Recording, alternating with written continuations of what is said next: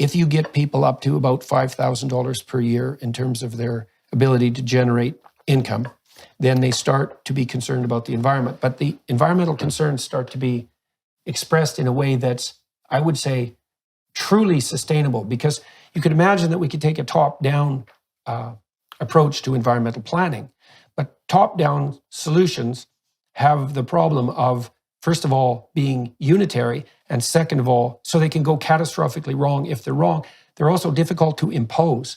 But if you make enough people, if you free enough people from absolute poverty, they start to be concerned about environmental maintenance locally. And so what you get is a distributed attempt across the world of people to improve the quality of their local environment. So that's maybe hundreds of millions of people that have a longer term viewpoint instead of a few centralist utopians trying to govern the whole planet. And that's a much more stable solution. So we should be doing everything we can to lift the world's absolute poor out of their absolute poverty. And we do that. So then we could say, well, how do we do that? And one of the ways we do that is by moving towards the provision of free and ample energy. That's a crucial issue. That's how we fed 5 billion extra people over the last 45 years. And so that means we have to give some serious consideration to intelligent use of fossil fuels, which we're doing anyways, except badly and stupidly. Can I say as a farmer, we're using too many. We are. We're hopelessly addicted to fossil fuels. And there are many downsides, and precautionary principles. We should pursue technologies and so forth that lower our reliance, that help us absorb more carbon. That's a good thing for farms in our soils. I wouldn't want to be misunderstood as saying we should stop technology or what have you, but here's the rub. You know, I've been attacked many times for being a climate change denier, let's say, and I don't really care for that accusation one way or another. But one of the things I know recently from my investigations is that one of the consequences of carbon dioxide overproduction over the last 15 years, because carbon dioxide levels have been going up, and some of that seems to be a consequence of anthropogenic activity, human industrial activity, let's say, is that paradoxically, and contrary to all predictions on the environmentalist side, the planet is now 15% greener than it was in the year 2000. And 15% that's a tremendous amount. It's an area that's larger than the United States. And it isn't obvious to me that that's a bad thing. And it's more than that. The most remarkable greening has occurred in semi-arid areas. And so the deserts are supposed to expand as the globe warmed or the climate changed, because that was a fait accompli in terms of terminological transformation. And what's happened instead is that plants have invaded the semi-arid areas to a large degree. And the reason for that is because plants have to breathe through pores. And if they open their pores to get more carbon dioxide, because carbon dioxide levels are relatively low, let's say, they let water evaporate out of these pores. If there's more carbon dioxide, they can close their pores.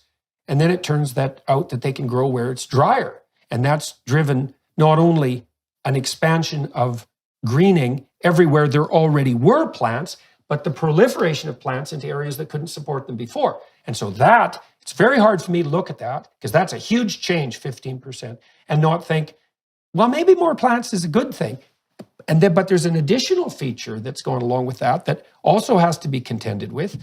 And I don't see people on the environmental front grappling with these issues in any manner that strikes me as credible.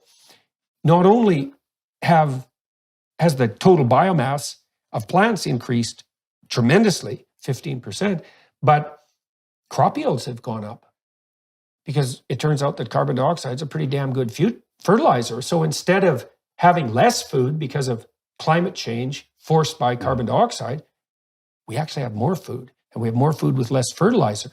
And so I think you could make a case, and I know this is utterly heretical, and it might not even be true, that carbon dioxide output's a net good. And I also know, for example, that we have somewhere between 300 and 400 parts per million of carbon dioxide in the atmosphere right now. And that's actually it's actually low by historical standards, quite low. And plants really have a hard time even living at 150.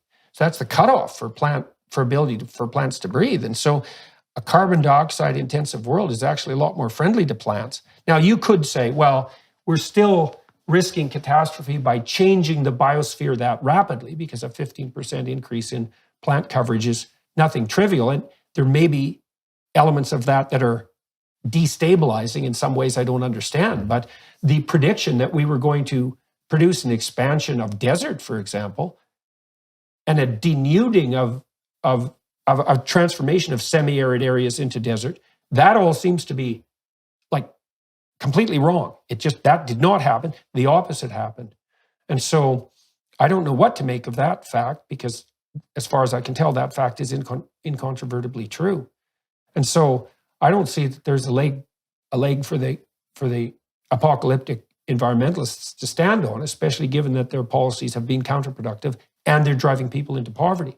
Well, you also talked about the necessity of being guided by principles. And so one of the things we could talk about too is if we accepted the proposition that it would be good to develop policies that would ameliorate absolute poverty, and that would be good for poor people, and that would be good for the planet too. But we've done a lot of it. Well, we might also ask how we've done it, because I would say that it's clearly the case that in places like communist China, let's say, which has undergone this economic revolution, that the degree to which that economic revolution was possible was because even the Chinese communists accepted the necessity of some of the principles that go along with open and free markets, open and free trade. And so one of those would be, so the West is getting a pretty rough time now on the radical front. And this is feeding into ideas like we owe the third world reparations for our climate damage for being colonial and oppressive. And that the ethos that's associated with the West is fundamentally colonial and oppressive in nature. And the thing that really bothers me about that is that I believe that the fundamental positive spirit that has imbued the West, which is actually not a Western creation because it's actually a Middle Eastern creation, the fundamental spirit that has imbued the West is the only spirit that has ever actually lifted people who are oppressed out of their oppression.